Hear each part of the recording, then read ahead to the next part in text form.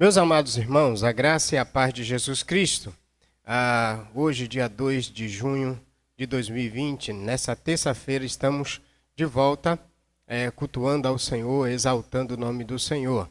Vamos, nesse instante, então, fazer uma oração invocatória, pedir a Cristo que nos ajude a cultuar ao Senhor, cultuar a Ele por intermédio do seu sacrifício. Marcelo vai, assim, orar ao Senhor, fazendo esta oração invocatória. Amado Deus e Pai de graça soberana, nós te invocamos aqui neste momento, Pai, Amém. para que o Senhor esteja abençoando tudo que vai ser dito, tudo que vai ser ministrado aqui neste momento, Pai. Que em nome de Jesus, a Tua palavra faça morada em nossos corações e nossas mentes, e a nossa vida seja exemplo de verdadeiro cristianismo, em nome de Jesus. Amém. Amém. Quero encorajar os meus amados irmãos a não cessarem de fazer a chamada de vídeo para encorajar uns aos outros, também chamada de vídeo para o processo do discipulado, fortalecendo a fé e dando a cada um o verdadeiro entusiasmo, o verdadeiro sentido da caminhada cristã. Esse pastoreio mútuo é um princípio bíblico, quando a Bíblia diz que devemos levar as cargas uns dos outros, amar uns aos outros, faz parte desse processo. A igreja é um corpo, é uma família, por isso que precisamos assim fazer. Forte abraço para os irmãos do grupo ali da Baixa Alegre, do grupo de estudo das segundas-feiras. Forte abraço para os irmãos de Camaçandi, também lá de Aratuípe, e os irmãos da comunidade local, da igreja local. Deus os abençoe. Nós vamos prosseguir com a nossa caminhada agora, com um momento de confissão, que nós chamamos de chamada confissão. Salmo 51, verso 1, diz assim, leia conosco agora: ó Deus, compadece-te de mim, segundo o teu amor, apaga minhas transgressões por tuas grandes misericórdias. Nós vamos orar, nosso irmão Marinaldo vai fazer essa oração de entrega ao Senhor, confessando nossos pecados. Faça isso agora, abaixe a sua cabeça e vamos assim orar ao Senhor. Oremos. Senhor Deus, Pai Santo, Pai querido, nesta noite, Pai, nós te pedimos o teu Santo Espírito, que o Senhor nos ajude, tenha misericórdia de nós, tenha de compaixão de cada um de nós, Pai. Nós confessamos nossos pecados, nossas falhas diante de Ti, que nós somos, ó Deus, pecador, assim como Davi disse que ele, antes de gerar no ventre da mãe dele, ele já era pecador. Que assim somos nós, Pai, que nós confessamos nossos erros, nossas falhas. Ajuda a sua igreja, Senhor, permanecer fiel à sua palavra. E que nós possamos realmente, Pai Santo, a cada dia ser santo como Tu és santo, Pai. Deus, no nome de Cristo, essa é a minha humilde oração nesta noite, no nome de Cristo. Amém. Após a chamada de confissão, a Bíblia nos convida também a adorar e vamos então para o momento de adoração ao Senhor. O Salmo 96, de 1 a 5, ele nos ensina como assim fazer. Diz assim, Salmo 96, de 1 a 5, abra sua Bíblia e vamos então para entender esse princípio. Cantai um cântico novo ao Senhor, cantai ao Senhor todos os moradores da terra. Cantai ao Senhor, bendizei o seu nome. Dia após dia proclamai a sua salvação. Anunciai sua glória entre as nações e suas maravilhas entre todos os povos. Porque o Senhor é grande e digno de louvor, mais temível do que todos os deuses. Porque todos os deuses dos povos são apenas ídolos, mas o Senhor fez os céus. Esse salmo mostra por que devemos louvar a Deus. Porque Ele é Senhor, acima dos senhores e digno de todo louvor. Vamos ao cântico do 152 do cantor cristão. Ouve-nos, pastor divino, nós, que neste bom lugar. Graça e paz, meus irmãos, minhas irmãs. Louvemos ao Senhor com este cântico de adoração ao nosso pastor divino. Cantemos ao Senhor.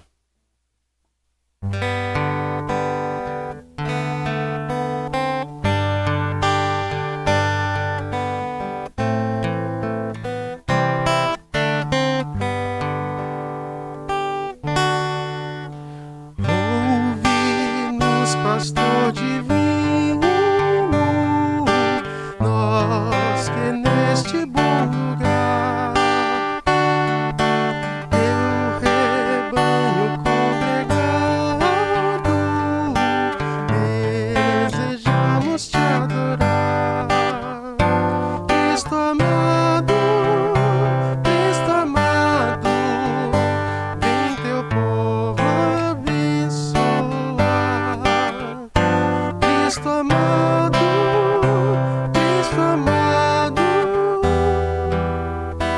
vem teu povo abençoar. Ao pedido no pecado, teu perigo faze ver. Chama os pobres enganados, faze-os tua voz ouvir. Aos enfermos, mestre digna-te acudir. Aos enfermos,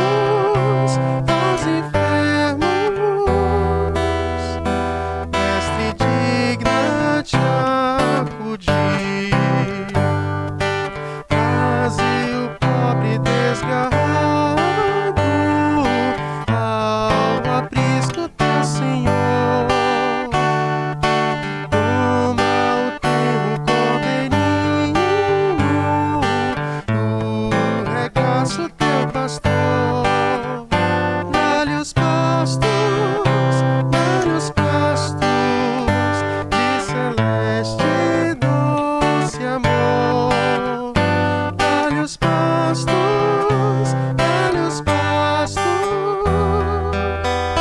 de celeste e doce amor. Ó Jesus, escuta o nossa humilde petição. Vem encher o teu rebanho de sincera devoção. Cantaremos tua afável proteção. Cantaremos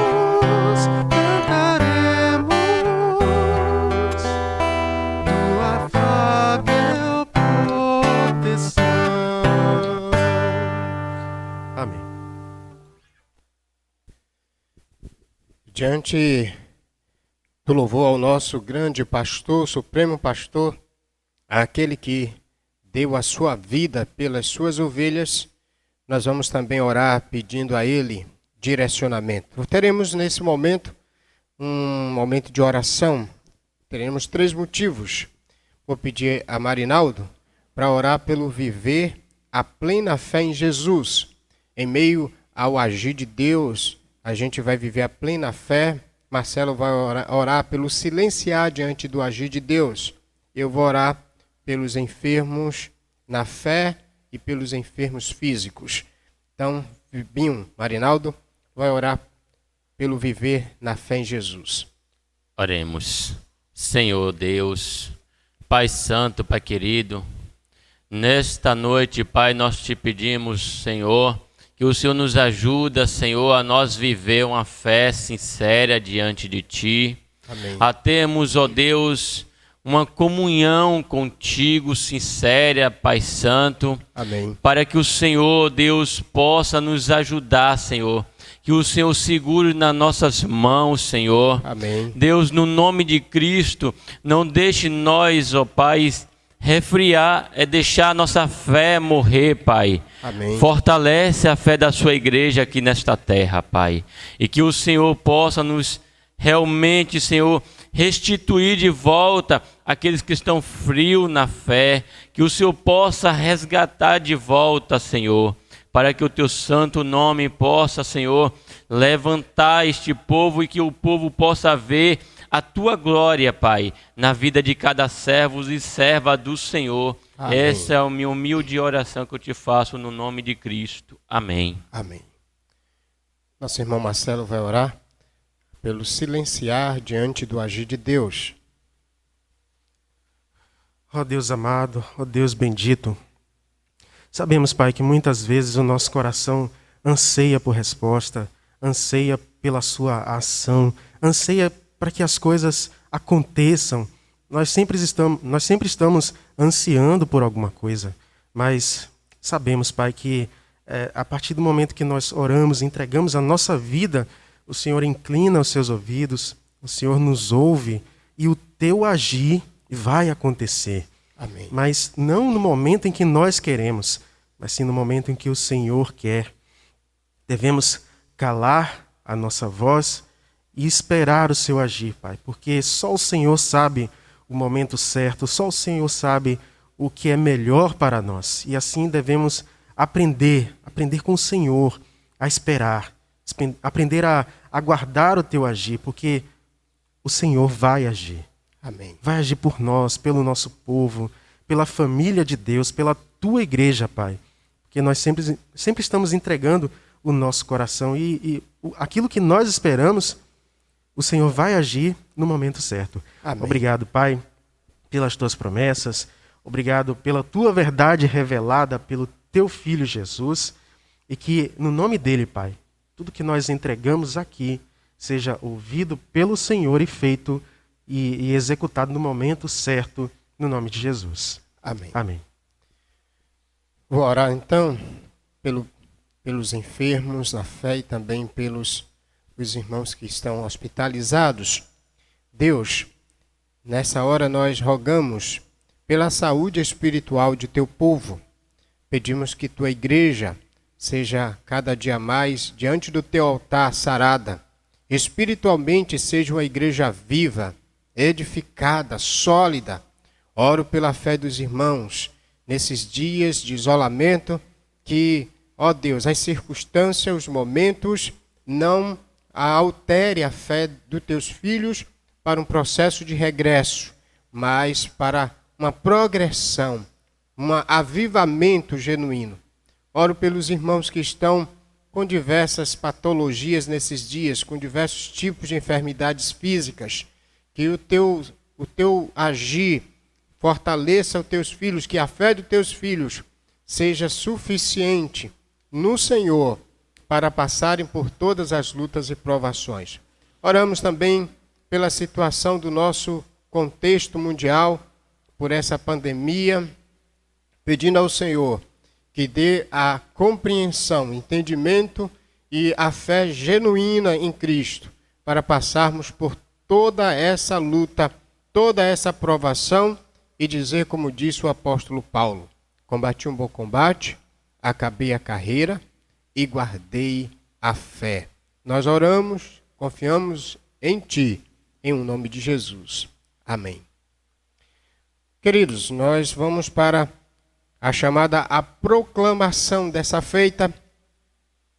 E Josué capítulo 1, verso 7, diz assim: apenas esforça-te e ser corajoso, cuidando de obedecer a toda a lei que meu servo Moisés te ordenou. Não te desvie dela, nem para a direita, nem para a esquerda.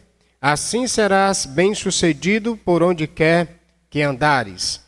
O texto nos convida a proclamarmos a palavra do Senhor, quando Deus assim orienta a Josué, que sucede Moisés lá no deserto para conduzir o povo, e a palavra, a lei de Deus, era que não deveria estar fora da vida daquele líder.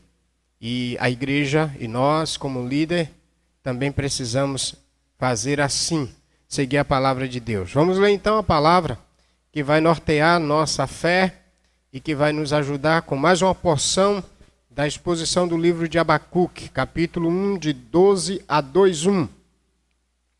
Vamos prosseguir com a leitura do texto. Abacuque 1, 12 a 2, verso 1.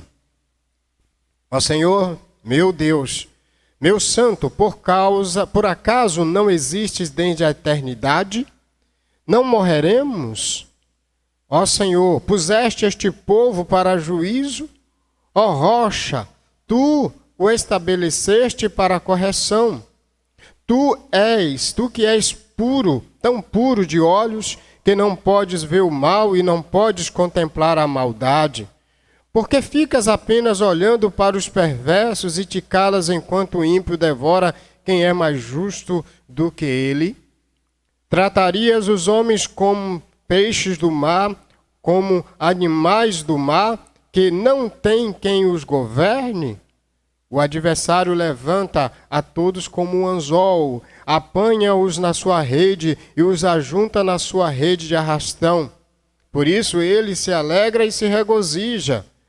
Por isso sacrifica a sua rede, queima incenso a sua rede de arrastão, pois se enriquece com elas e a sua comida é farta. Por acaso continuará ele esvaziando a sua rede e matando sem piedade os povos? Eu me colocarei sobre a minha torre de vigia, ficarei sobre a fortaleza e vigiarei para ver o que ele me dirá e o que terei como resposta à minha queixa. Obrigado, Deus, por tua palavra. Ajude-nos a guardá-la em nossos corações e que ela encoraje nosso caminhar, como encorajou a de Abacuque e o povo de Israel naquele cenário.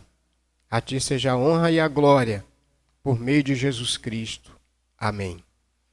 Meus queridos, nós temos visto a caminhada no livro de Abacuque, capítulo 1, verso 1 a 4. Deus responde o profeta aflito, faça a sua queixa por causa do pecado do povo. A oração de Abacuque de 1 a 4 era uma queixa aparentemente pelo silenciar de Deus. Abacuque é um profeta contemporâneo, provavelmente à luz de Jeremias, que também traz semelhantes assuntos no contexto lá de Judá, principalmente os primeiros capítulos do livro de Abacuque. Vimos também que, diante dessa queixa, Deus traz uma resposta de peso, um oráculo de peso, conforme o versículo 1, a mensagem que o profeta Abacuque recebeu, ou o oráculo que ele recebeu. Faça a oração mostrando o pecado do povo de Judá, a situação pecaminosa, pelo abandono da lei, conforme a gente encontra no verso 4, ele então diz para Deus que a justiça estava pervertida, os ímpios estavam oprimindo os justos e a lei estava frouxa. Abacuque, provavelmente nesse cenário, escreve naquele contexto lá do rei Josias. Naquele período, a gente percebe quando Josias faz a reforma do templo, a lei estava perdida dentro do templo, a palavra estava dentro do templo e não estava sendo utilizada. Por isso, provavelmente aqui, a ideia do verso 4, a lei está frouxa. E então, após a queixa de Abacuque, a sua perplexidade, a sua aflição por ver o povo pecando, se afastando da lei, vem então, pós um período aí que a gente não tem como estipulá-lo corretamente, a resposta de Deus. Na verdade, poderíamos fazer exposição de 1 a 11 plenamente, porque a gente tem de 1 a 4 a queixa do profeta, mediante o pecado do povo e o aparente silêncio de Deus. Mas agora também, 5 a 11, a gente vê que Deus dá uma resposta. Se diante da perplexidade por causa do pecado do povo, a gente percebe o profeta, o servo de Deus aflito, diante da resposta de Deus, a sua queixa, a sua oração. parece que ele vai ficar mais perturbado. Então temos um profeta aflito e agora vamos ter um profeta, depois da resposta, perplexo, porque Deus dá uma resposta que não é aparentemente a resposta que o profeta esperava. A resposta de Deus de 5-11 foi: Deus julgará o pecado de seu povo através dos perversos babilônicos ou babilônios. Mandaria então Deus o rei da Babilônia, Nabucodonosor, e devastaria toda a terra de Judá, tiraria o povo do templo. Isso acontece de fato lá no período de Jeoaquim, Zedequias, e naquele período ali que são os últimos 3 reis de Judá, que está lá em Abacuque, não, segundo os Crônicas 36, o capítulo 36. E os babilônicos entram de forma muito devastadora, violentos, e conduz o povo à Babilônia, e eles ficam lá por 70 anos. E agora então, diante do que Deus vai responder, ele diz que fará uma obra assombrosa, admirável, espantosa, que se contassem, ninguém acreditaria. Se fosse apenas contado de uma forma histórica, ninguém acreditaria antes que acontecesse. Então nós temos um profeta aflito por causa do pecado do povo, mas dos 5-11, um profeta completamente perplexo, porque Deus, ele vai assim julgar o pecado do seu povo. Nós vemos de antemão, logo, claramente aqui, que tanto o pecado quanto o juízo nos remete a um princípio claro, e vimos dias passados. Por que, então, a gente verifica o povo na sua condição pecaminosa? Porque esse povo tinha afastado de Deus. Isso, desde o Éden, começa lá com Adão não ouvindo a voz de Deus. Afasta-se de Deus. E aí a gente vê já a humanidade a partir daí decaída, fora dos padrões de Deus. Como Deus então resolveria esse padrão? Ele fez uma promessa do descendente. E esse descendente seria o único capaz de esmagar com a força da serpente o poder do pecado na atuação de Satanás. Só Cristo pode, de fato, o descendente de Deus, fazer isso, e já vimos no Novo Testamento ele fazer isto. Também quando se trata do juízo de Deus, o que é o juízo? O juízo de Deus é uma ação redentiva de Deus mediante o seu sacrifício em Cristo. Isso é claro, por quê? O que é o juízo? O juízo é Deus atuando sobre o pecado do povo. E a gente vai verificar que antes dele trazer esse juízo eterno e definitivo que ainda virá, ele demonstra seu Filho Jesus para perdoar o pecado, com a finalidade de fazer a correção, de redimir todos que ouçam a voz dele por intermédio do Verbo encarnado, de seu Filho eterno. Diante disso, nós vamos prosseguir agora vendo um outro cenário, o cenário que na verdade iria até o 2:20. Se tivéssemos de fazer um sermão só, iríamos do capítulo 1, do verso 1 até o capítulo 2, o verso 20. E a gente está didaticamente trabalhando cada porção para dar nosso entendimento e a clareza disso. Uma vez que já vimos o profeta aflito por causa do pecado do povo, e vimos também a resposta de Deus e o profeta mais perplexo por causa da resposta de Deus, nós vamos agora para a segunda queixa do profeta. Mas o que é que temos de 1:12 a 2:1? A grande ideia desse texto, o princípio aqui estabelecido, é que o profeta queixa-se a Deus face ao seu caráter santo e eterno, ele usar o ímpio para corrigir o justo.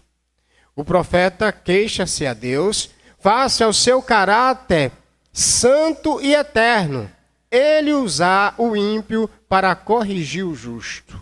E é isso que nós vamos verificar, a tese de Abacuque. Porque um Deus santo, eterno, rocha, que não suporta a maldade, vai utilizar um instrumento ímpio, um povo ímpio, para corrigir um povo que é mais justo do que eles, do que esses babilônios.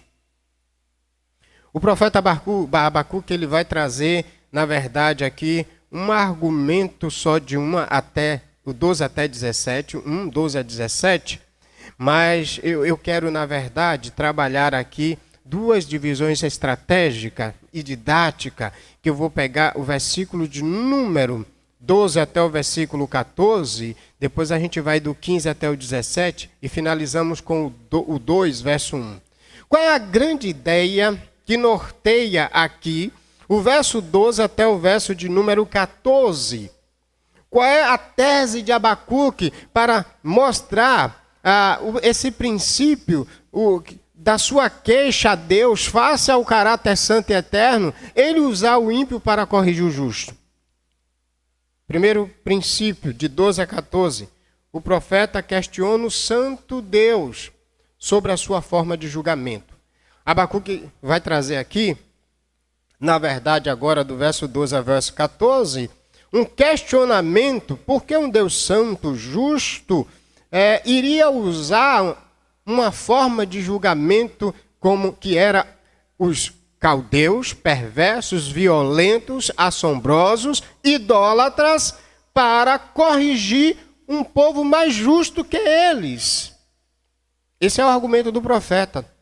E ele vai estender isso até o verso 17, trazendo aspectos muito definidos. E eu vou fazer isso agora, preste bem atenção para você não se perder. Eu quero trazer o primeiro argumento dessa linha, porque um Deus santo vai usar um povo ímpio, ou seja, a forma de julgar de Deus que ele está questionando. O primeiro argumento que ele utiliza aqui é o argumento: o Senhor Santo Eterno vai julgar teu povo com um povo pior do que ele? Isso não é viável. A gente verifica ele orando a Deus, no capítulo 1, de 1 a 4. Pela situação do povo. Dos 5 a 11, Deus diz: eu vou então atuar. Mas agora, a segunda queixa é: Deus, o Senhor disse que vai atuar, mas dessa forma. E como é que ele vai agora questionar a forma que Deus vai atuar? A forma de Deus julgar os babilônios. Ele vai apelar para o caráter santo. Ele vai apelar para os atributos imutáveis de Deus. Ele começa então a dizer: oh meu Deus, é uma ideia muito do Deus pessoal. Oh meu Deus, assim era no cenário de Israel. Oh Yahvé, meu Deus, meu santo. E essa característica de santo está muito ligada ao aspecto de como Deus se apresenta ao seu povo. E lá em Levítico a gente vai encontrar Deus se apresentando no Antigo Testamento ainda, que ele é santo, e o povo deveria ser santo em toda a forma de viver. Era a forma desse Deus que está além dos homens, mas também está entre os homens, no tabernáculo, também se apresentar, e ele se apresenta como santo. Abacuque então apela para o caráter de Deus, o caráter desse Deus pessoal. Por isso que, ó Senhor meu Deus, meu santo, por acaso não existes desde a eternidade? Não morreremos? Ó Senhor, puseste o povo para juízo, ó rocha, tu estabeleceste para a correção. Eu queria trabalhar esse verso 12, pedindo a você para que entendesse uma coisa. Na NVI, e acredito que vai ser a melhor tese para a gente, nós temos uma mudança. Ao invés de não morreremos, como se aqui Abacuque estivesse falando de que a atuação de Deus mataria completamente tanto ele quanto Judá, que é a tribo que está nesse cenário aqui, juntamente com Benjamim, ou parte de Benjamim, que vai lá para o cativeiro no período da Babilônia. Mas na versão da NVI, do verso 12, ela diz exatamente isso. Senhor, tu és desde a eternidade, Senhor, tu não és desde a eternidade? Meu Deus, meu santo, tu não morrerás, Senhor, tu não morrerás? Senhor, tu designaste essa nação para executar juízo? Ó rocha, determinaste a ela que aplicasse castigo? Há uma confusão aqui na tradução, quando se apenas alude à ideia de que tu não morrerás, aludindo, nós não morreremos, aludindo ao povo, mas na verdade o questionamento de Abacuque está alusivo a exatamente como a proposta vai terminar. Ele está apelando para o caráter santo de Deus, e você vai verificar que entre não morreremos tem tu não és desde a eternidade. Aí depois ele vai, tu não morrerás, depois ele vai, tu designaste. Então não é uma alusão aqui ao povo, mas a Deus. E por quê? Porque no cenário de Israel, quando se tinha as batalhas épicas no cenário do mundo antigo, a vitória do povo era a vitória dos deuses. As nações que venciam Israel, venciam o nome dos deuses. No caso, por exemplo, da Babilônia, a gente tem um deus que é o deus Marduk, conforme Jeremias 50, versos 1 e 2, fala que agora Marduk, na restauração do povo, lá já no final da história, quando Deus já tinha mandado Judá para a Babilônia, e depois Deus disse que puniria, e como de fato puniu o povo da Babilônia, que não era justo, que era ímpio, e Deus disse que iria puni-lo. Então o que é que acontece? A vitória de uma nação sobre outra significava a vitória do Deus daquela nação. E quando Abacuque está apelando aqui para o caráter santo de Deus, ele está dizendo o seguinte: se a Babilônia vier e arrasar o povo e matar o povo, morreremos. E o que é que está acontecendo? A morte de Judá, a destruição do templo e a levada desse povo para o cativeiro seria também a morte de Deus. Deus vai ser extinguido, porque o povo santo dele, quem ele elegeu para representá-lo, com a devastação violenta, com a ação violenta dos babilônios, assim o povo deixaria de existir. E logo então, o nome de Deus deixaria de ser representado, porque era o Deus de Israel. Com a extinção de Israel, automaticamente seria também Deus extinguido. Esse é o argumento, um argumento lógico e um argumento potente que Abacuque vai e direciona para Deus quando ouve a resposta. Deus, o Senhor não está vendo que esse povo vai destruir Israel?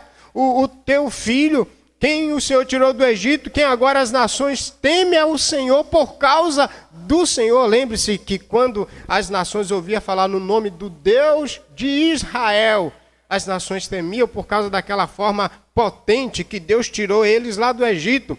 E as nações, quando ouviam dizer que o povo de Israel estava vindo, eles temiam ao Deus de Israel. Então Abacuque vai usar o argumento aqui e faz jus com o que mais adiante do 15 a 17 a gente vai entender, porque ele vai mostrar que a vitória dos babilônios era também a vitória do Deus Marduk, daquele Deus que atuava. Vamos ler Jeremias, você vai verificar que de fato Jeremias, lá no capítulo de número 52, veja comigo, nos versículos 1 e 2, a gente encontra esse fundamento, esse princípio aqui estabelecido. Observe, capítulo 52 de Jeremias, versículo de número 1 e versículo de número 2. Diz assim: Zedequias tinha 21 anos quando começou a reinar. Reinou 11 anos em Jerusalém. Jeremias, capítulo 50, verso 1 e verso 2. Eu fui para o 52. mas é capítulo 50. Quando ele fala da destruição da Babilônia e a libertação de Israel, depois do período de 70 anos. Isso é bem já depois que o povo é levado para lá, bem depois da profecia de Abacuque. Então veja 50, verso 1 e verso 2. Esta é a palavra que o Senhor falou acerca da Babilônia, a respeito da terra dos babilônios, por intermédio do profeta Jeremias. Anunciai e proclamai entre as nações, erguei uma bandeira e proclamai e não escondei, e dizei a Babilônia foi conquistada, Bel foi humilhada, que é a abreviatura do nome da Babilônia, Bel foi humilhada, e Marduk está alvoroçado, seus ídolos estão humilhados, e os seus deuses alvoroçados. E o verso 3, pois uma nação do norte vem atacá-la, e transformará sua terra em um deserto, ninguém habitará nela, tanto os homens como os animais já fugiram e se foram. O que é que aqui, Jeremias 50, 1, 2 e o 3 está exatamente? O verso 2 principalmente, diz que quando Deus trouxesse lá o Ciro, o rei da Medo e Persa, para conquistar a Babilônia, Marduk, que era o deus da Babilônia, seria derrotado, seria completamente destruído. Por isso, a gente vai verificar que termina essa sessão no verso 17, com essa situação de Abacuque mostrando que a vitória dos babilônios seria a vitória dos deuses dele, principalmente do deus Marduk, que era o deus principal dos babilônios. Então, Abacuque aqui no verso 12 está perguntando, Deus, tu não morrerás. Se esse povo vier destruir a nação de Israel, é a vitória do Deus da Babilônia que vai acontecer. Tu não morrerás? E aí, esse é o primeiro argumento. Veja que agora ele segue. Ó Senhor, puseste o povo para juízo, este povo para juízo. Ó rocha, tu estabeleceste para correção. O que é que Abacuque aqui está pontuando? Abacuque está pontuando agora um outro argumento, que é o argumento de Deus como sendo rocha eterna. Ó rocha, é exatamente a forma como Moisés, lá em Deuteronômio 32, apresenta a Deus como a rocha que atua sobre os povos, no cântico de Moisés. Ó rocha, tu estabeleceste para a correção, tu que é tão puro de olhos. O primeiro aspecto é questionar a santidade de Deus dentro dos seus atributos e eternidade, e que se Deus era tão eterno, se Deus era santo, ele iria permitir que os babilônios derrotassem o seu povo, logo também haveria de ser a derrota dele. E agora o outro é a ideia de Deus, o Senhor que é tão firme, vai permitir que isso aconteça. O Senhor que é rocha, que destruiu lá os egípcios, o império dos egípcios, e agora vai trazer esse povo para a correção. Talvez ele quisesse aqui dizer, Deus, não tem uma outra forma de o Senhor corrigir? No verso 13, ele vai ampliar esse argumento, quando ele diz, tu que és tão puro de olhos, que não podes ver o mal, e não podes contemplar a maldade, porque ficas apenas olhando para os perversos e te calas enquanto o ímpio devora quem é mais justo do que ele. Agora é o argumento de que, diante da santidade de Deus,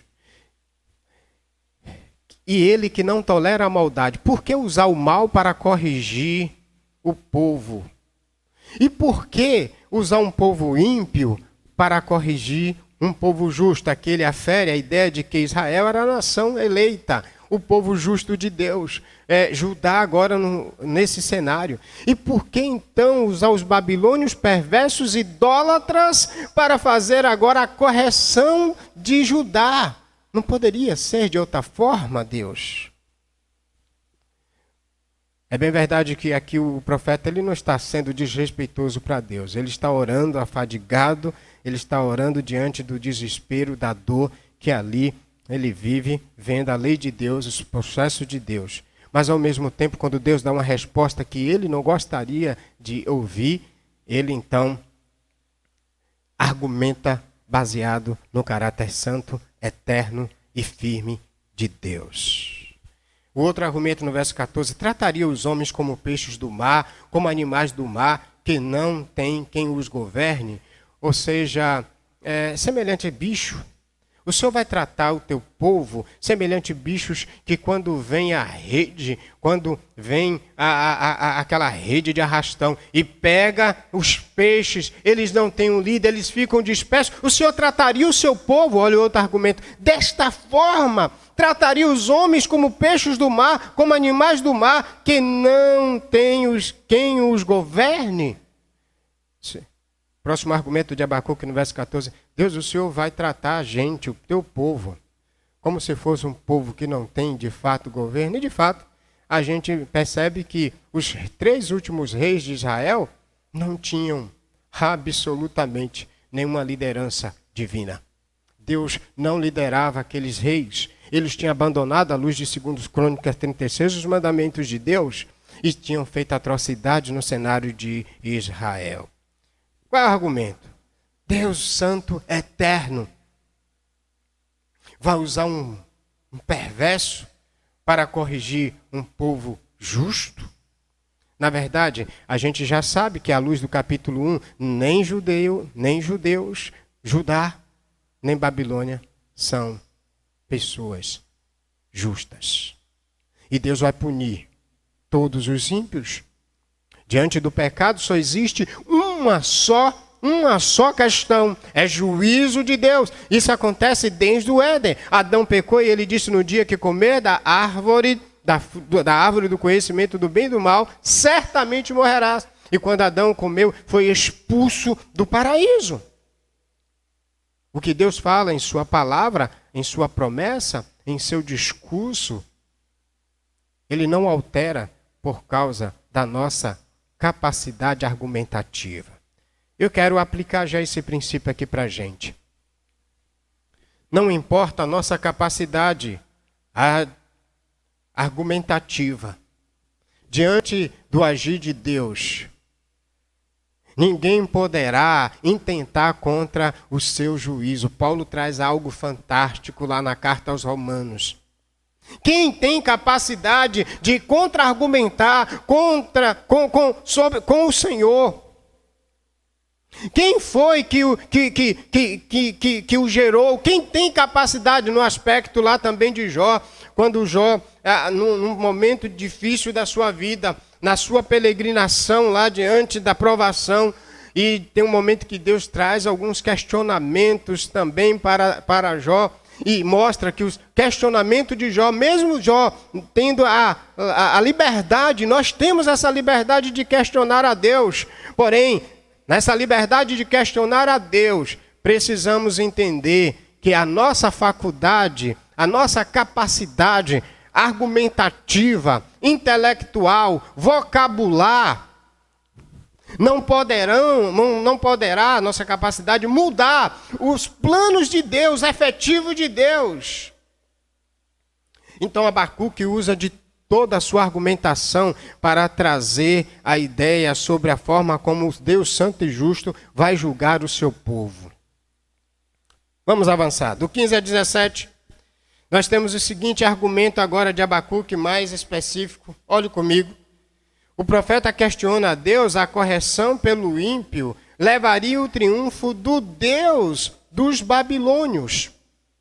Observe agora o que é que ele vai dizer. O adversário levanta todos com um anzol, apanha-os na sua rede e os ajunta na sua rede de arrastão. Ele está dizendo agora a maneira como o adversário domina, e ele usa aqui a figura, uma metáfora de um pescador puxando de uma maneira avassaladora os peixes do mar na sua rede de arrastão.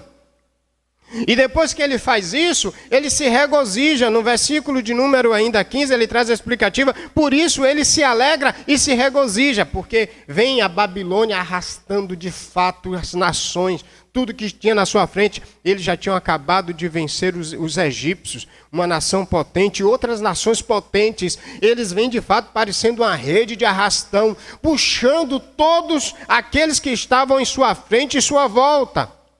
E Abacuque, então, utiliza o adversário, levanta todos, por isso que a expressão todos, com o anzol, apanha-os na sua rede. Só que agora vem o argumento do verso 16, que é fundamental a gente entender como o argumento e as perguntas, as interrogativas do 12 até o 14 também faz sentido.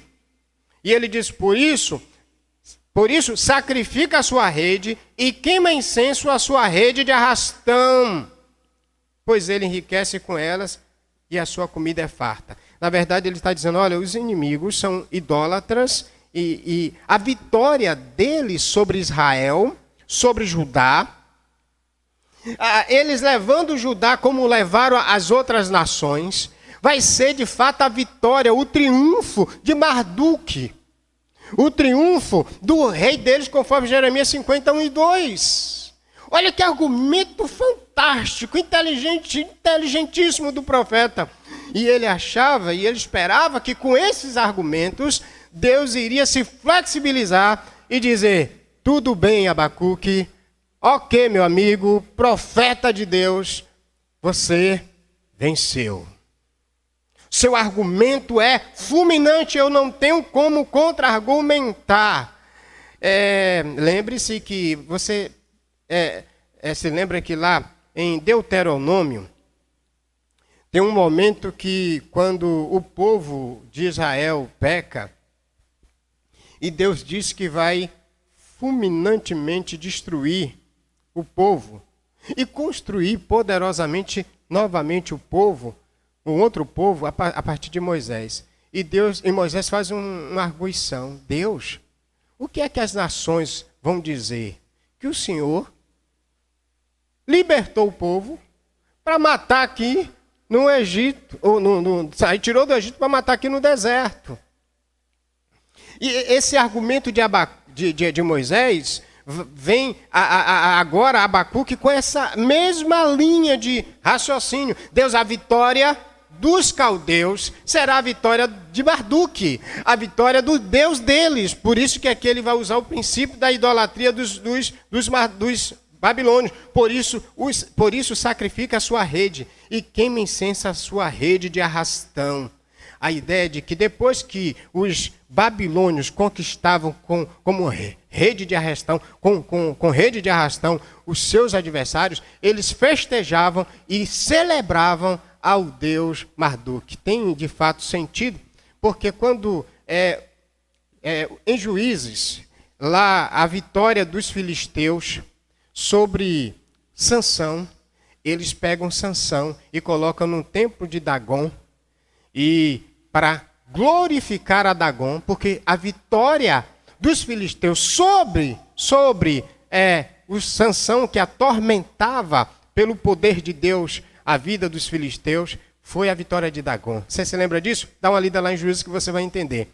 Então o argumento do profeta Abacuque aqui é, Senhor, a vitória dos caldeus sobre Judá, teu povo eleito, que representa o Senhor entre as nações, vai ser a vitória de Marduque. Então logo será a tua morte. Se Marduque vencer, se Babilônia vencer, é a vitória de Marduque. Não vê, Senhor, que é assim que está acontecendo. Que argumento fantástico. Que argumento inteligente.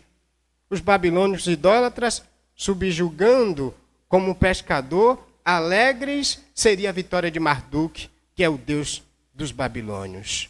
Agora o verso 17 ele diz, por acaso continuará ele esvaziando a sua rede e matando sem piedade os povos?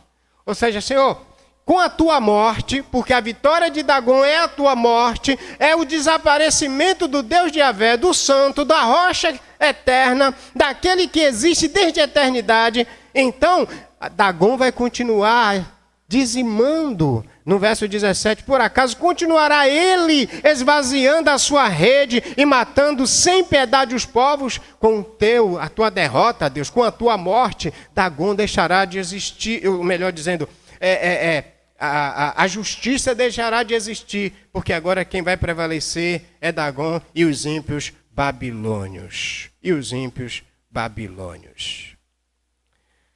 O que temos é um profeta com a capacidade argumentativa extraordinária.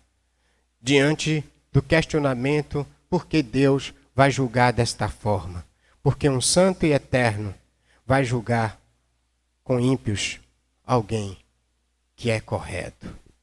Mas a primeira verdade que a gente tem diante desses questionamentos, o profeta questionando o santo Deus sobre a sua forma de julgar, de 1 a 17, mas a gente vai verificar isso com argumentos sequenciais. Esse argumento inteligente não altera o plano definitivo de Deus. O juízo de Deus virá. Como aplicar isso em nossas vidas?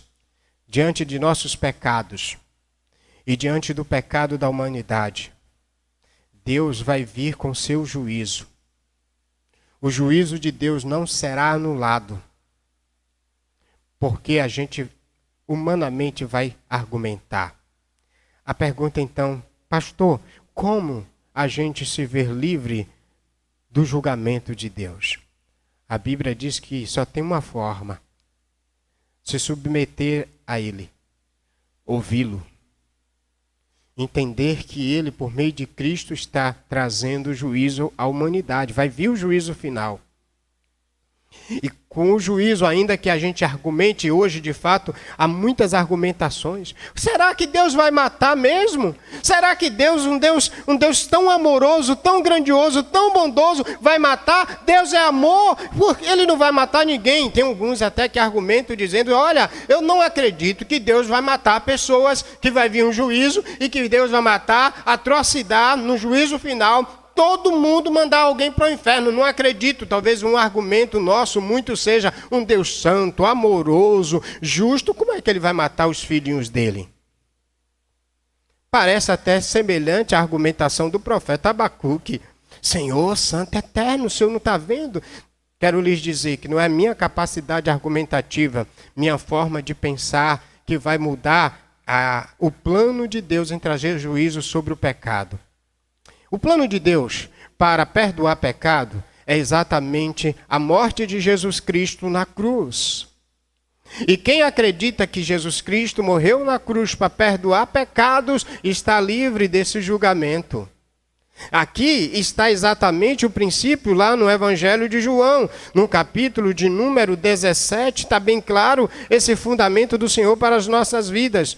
No capítulo, 3, não 17, é o 3, o verso é que é a partir do 17, o Senhor diz assim, pois Deus enviou o seu Filho ao mundo, não para que julgasse o mundo, mas para que o mundo fosse salvo por ele. Ele enviou Jesus ao mundo, e verso 13 e 16 diz, Deus amou o mundo de tal maneira que deu o seu Filho, para que todo aquele que nele crê não pereça, mas tenha a vida eterna. Aqui é o plano de Deus. E não adianta a gente hoje, a igreja, o mundo, argumentar esse plano. Eu não acredito que só quem crê em Jesus, eu não acredito que é só dessa forma, eu não acredito que é só dessa maneira que Deus vai perdoar nossos pecados. Abacuque estava assim questionando, eu não acredito, Deus, que é dessa forma que o Senhor vai julgar Judá, teu povo santo, teu povo. Eu não acredito que Deus vai matar, Deus é amor. Um Deus tão amoroso, que Deus vai mandar um juízo, vai fulminar as pessoas. Não é como você e eu acreditamos. É como Deus escreveu. Ele vai trazer juízo. Ele vai julgar as nações. E não adianta a nossa capacidade argumentativa. Não é isso que vai alterar o plano eterno e o juízo de Deus sobre o mundo. Por isso, o verso 17 de João, capítulo 3, pois Deus enviou seu Filho ao mundo não para que julgasse o mundo, mas para que o mundo fosse salvo por ele. Quem crê nele não é condenado, mas quem crer nele,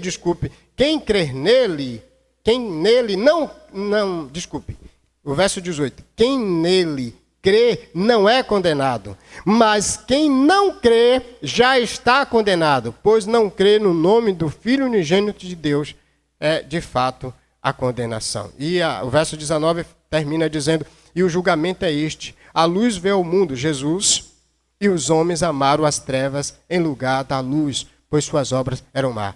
Por que Jesus veio ao mundo? Por causa do pecado. Por causa dos nossos pecados. E ele veio para trazer a redenção. Quem crê nessa redenção está no plano de Deus. Mas quem não crê já está condenado. O povo de Judá não creu e foi julgado. E aqueles que não creram foram mortos, atrocidades pelos babilônios. Foi o juízo de Deus. Eu quero, nesta noite, dizer para você que a única forma de a gente entender os planos de Deus é se submetendo a Ele.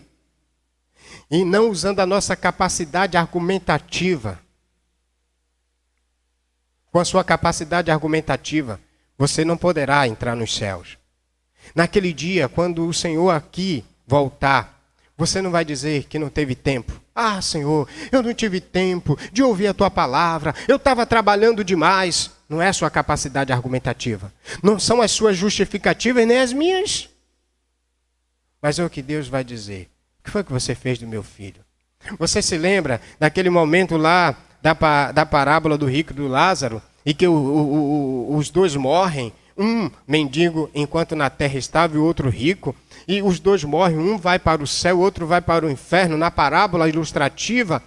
E lá, então, depois da morte, o rico, no Hades, no inferno, faz um aspecto argumentativo. Senhor, permite que eu volte lá para pregar aos meus irmãos, para que eles se convertam e não venham aqui para esse lugar. Aí o Senhor disse, lá tem a lei e tem os profetas. Diante de Deus você não vai poder chegar e dizer, Senhor, olha, Senhor, lá tinha a minha palavra, lá tinha a minha igreja que pregava o evangelho. Lá tinha o meu filho, eu mandei o meu filho, e ele é o meu evangelho, ele é a minha última voz. Como se ver livre do julgamento de Deus? Não é com capacidade argumentativa. É se submetendo a quem Deus estabeleceu para julgar. E Deus estabeleceu a Babilônia para julgar os dias de Judá. E Deus estabeleceu Jesus Cristo para julgar agora e anteriormente e para todo sempre. Como então se ver livre do juízo de Deus? Se submetendo. É isso que agora a gente vai verificar no verso 1 do capítulo 2. Porque o verso 1 do capítulo 2, a grande ideia é: o profeta espera em silêncio o resultado do juízo de Deus. Veja, eu me colocarei sobre a minha torre de vigia, ficarei sobre a fortaleza e vigiarei, para ver o que ele me dirá e o que terei como resposta à minha queixa. No cenário antigo, era natural, tanto em grandes muros de grandes impérios, ter uma torre de vigia onde ficava um sentinela, observando todo o processo em torno da cidade, em torno daquele país, para evitar surpresas dos inimigos. Então aqui Abacuque utiliza exatamente essa ideia. Então, olha, diante do Senhor disse, eu vou julgar com os caldeus, e os caldeus que é mais ímpio do que o Senhor não vai abrir mão, só me resta uma coisa, eu vou me dobrar, eu vou esperar. Essa era a resposta que Deus, então, esperava do seu profeta. A resposta desejada é que diante do agir de Deus, do julgamento de Deus, a forma correta, que a gente não entende, mas é a forma correta, a gente tem que se submeter. Ele desejava que tanto Abacuque, tanto Judá se submetesse ao Império Babilônico, porque era a forma de Deus julgar. E Deus espera nesta noite que eu e você, igreja, povo de Deus, nações inteiras, se submeta a Jesus Cristo, porque é a forma de Deus julgar o universo. Não existe outra maneira. E quem tem um filho, então, tem a vida eterna. E quem não tem, não vai ser preservado. Então, o que é que nós temos aqui? Olha só, do verso 1 até o verso de número 2, capítulo 1 até o capítulo 2, verso 1. De alma perturbada e queixosa para perplexa, a gente vai agora para a alma, a fé, que questiona e se cala para ouvir. Abacuque sai do profeta queixoso, esperando Deus falar do seu jeito, mas agora, diante da resposta de Deus, ele, sim, Senhor. O que é que Deus espera de seus filhos, mediante a sua forma de atuação? Sim, Senhor. Abacuque diz, eu vou esperar em silêncio a resposta à minha queixa. Tudo bem? Quero aplicar.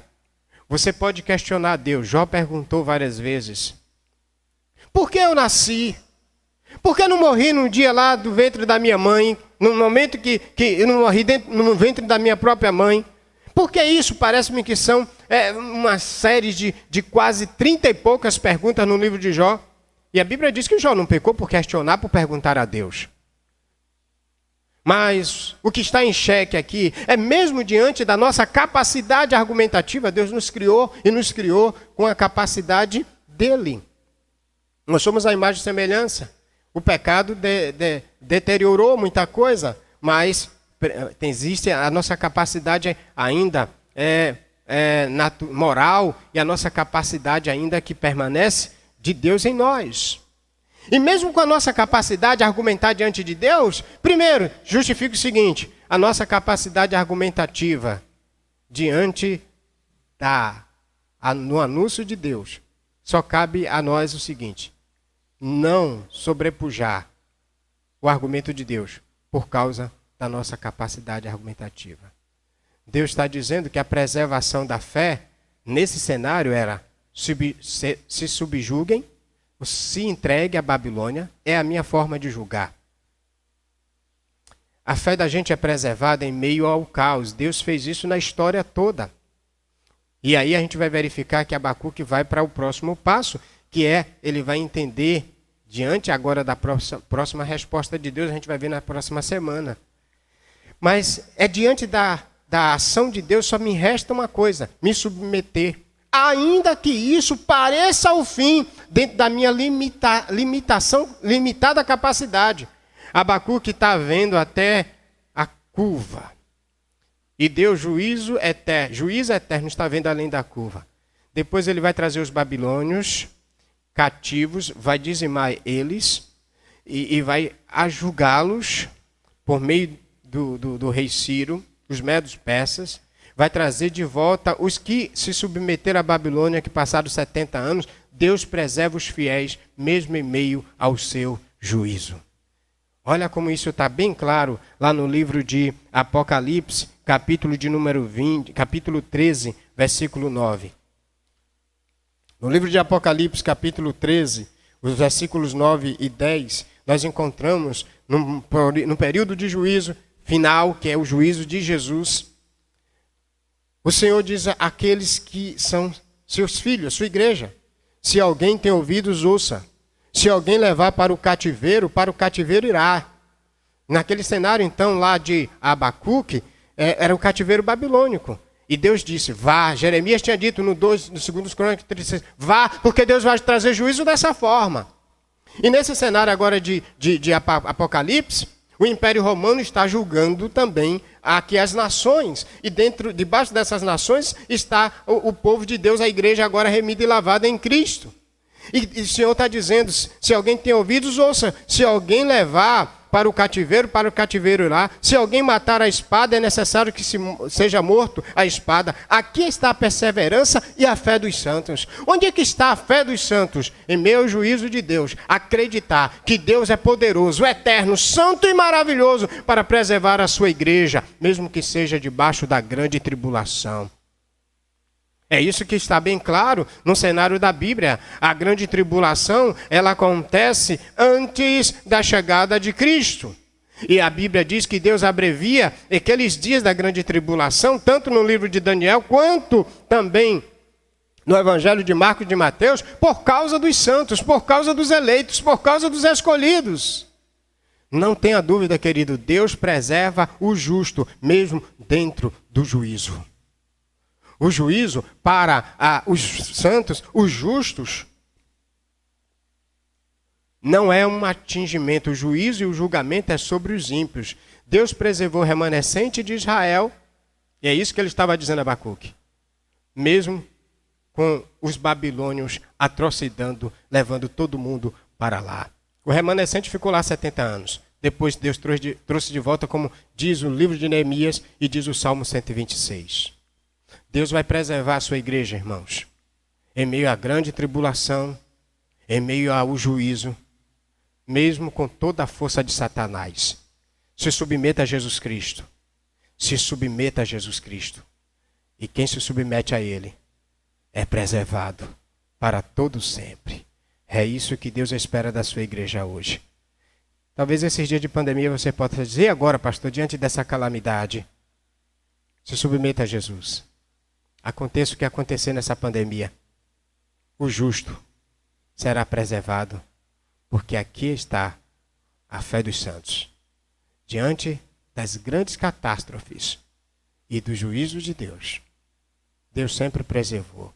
Ele preservou Sadraque e Mesaque na fornalha de fogo. Ele preservou Daniel na cova dos leões. Ele preservou Israel no deserto. Ele preservou Jesus após a morte, ressuscitando e preservando eternamente.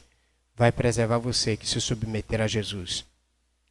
É isso que Deus espera da sua igreja hoje. Deus nos abençoe.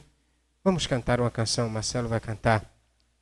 Senhor do Universo, minha vida entrego a Ele. E é isso que a gente tem que fazer.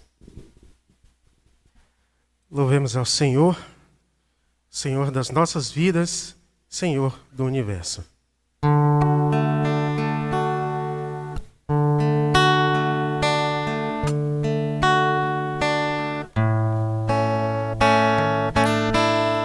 Minha vida entrego a Ti,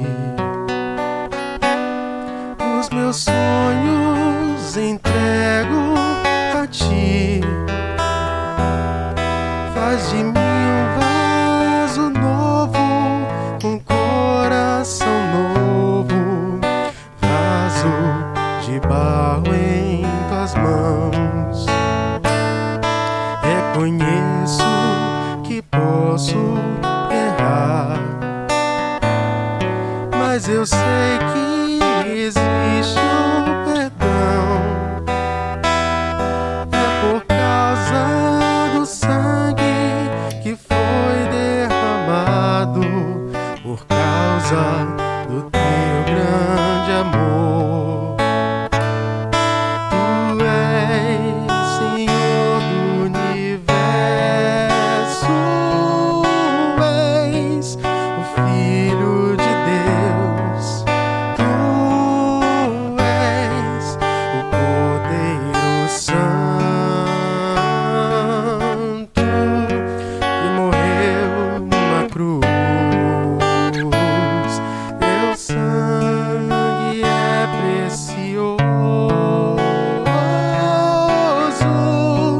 venceste a morte, estás assentado ao lado de Deus, Deus Pai.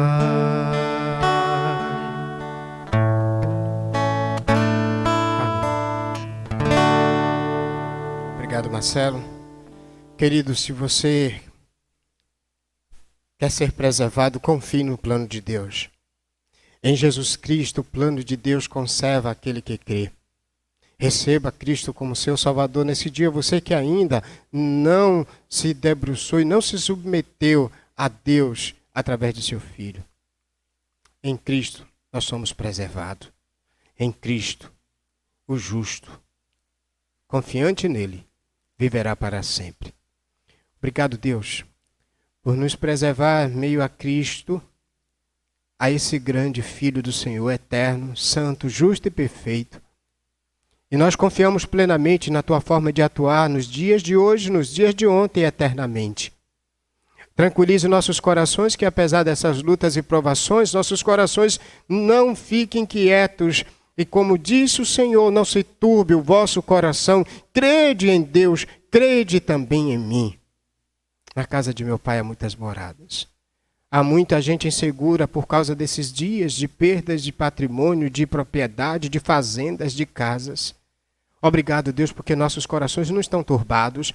Nós temos uma morada eterna, Nova Jerusalém, uma cidade santa, onde não há dor, angústia, e tudo isso preservado para nós em Cristo. Obrigado, porque mesmo diante das provações provenientes dos nossos pecados, a Tua graça nos restaura. E console nossos corações nesses dias. Fortaleça a nossa fé. Em o nome de Jesus. Amém. Na próxima quinta-feira estamos de volta estudando o livro a carta de 1 Pedro. Esperamos você, se Deus permitir, se Jesus não voltar, se voltar, vamos nos ver na eternidade e glorificar o Senhor pelos séculos dos séculos. Até quinta-feira, se Deus permitir.